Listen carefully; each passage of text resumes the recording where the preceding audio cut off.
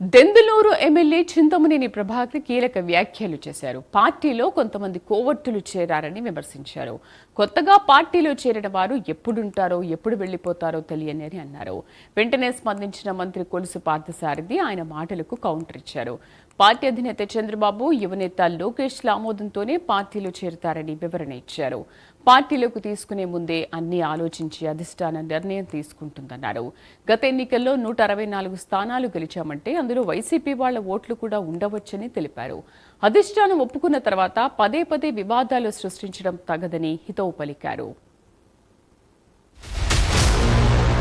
మరి ఒక్క విషయాన్ని జిల్లా పార్టీ అధ్యక్షుల వారు, కార్యదర్శి వారు గుర్తుపెట్టుకోవాల్సినటువంటి అవసరం ఉంది. కొంతమంది కోవర్ట్లు వచ్చి పార్టీలో జాయిన్ అయ్యారు. వాళ్ళు ఎప్పుడు ఉంటారో ఎప్పుడు పోతారో ఏమవుతారో ఎవరికీ తెలియదు. Care of address YSR.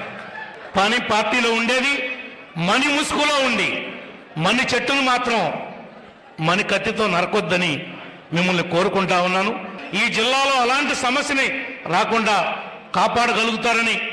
కూటమంటే కూటమే, కూటమంటే BJP, Telugu Desam, Janasena తప్ప వేరే వాళ్ళు ఈ పార్టీలో చలామణి అవటానికి వేరే ముసుగుతో ప్రయాణం చేస్తున్నారు.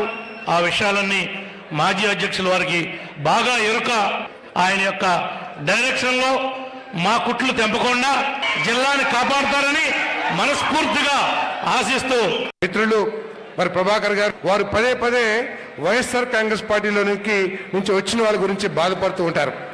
ఏదైనా సరే మన అధినేత చంద్రబాబు నాయుడు గారి ఆమోదయోగ్యం లేకోకుండా, మన యువనేత లోకేష్ గారి ఆమోదయోగ్యం లేకోకుండా, మన తెలుగుదేశం పార్టీ ఆమోదయోగ్యం లేకోకుండా ఈ పార్టీలోకి ఎవరు వచ్చుండ్రు. మన తెలుగుదేశం పార్టీలోకి ఎవరైనా వచ్చుంటే వారి మూలంగా పార్టీకి ఏమన్నా మేలు జరిగిద్దా, కీడు జరిగిద్దా, వారి వల్ల ఏమిటి సామాజికంగా ఏమైనా లాభం ఉందా లేదా అన్ని విషయాలు పరిశీలించిన తర్వాత ముఖ్యమంత్రి గారి ఆమోదంతో ఎవరైనా వచ్చుంటారు వైఎస్ఆర్ కాంగ్రెస్ నుంచి మన పార్టీలోకి.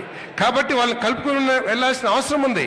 మన ఎదురుగుండా కనపడితే మన కోపం ఉండొచ్చు, కానీ ఒక అధినాయకుడు ఒప్పుకున్న తర్వాత దాన్ని పదే పదే వివాదం చేసి పార్టీలో ఆయా నియోజకవర్గాల్లో మనం వివాదాలు సృష్టించుకుని పార్టీని బలహీనం చేసుకుంటాం సబబు కాదని చెప్పేసి వయసులో పెద్దవాడిగా నేను మీ అందరికీ కూడా మనవి చేస్తానని చెప్పేసి మనవి చేస్తానని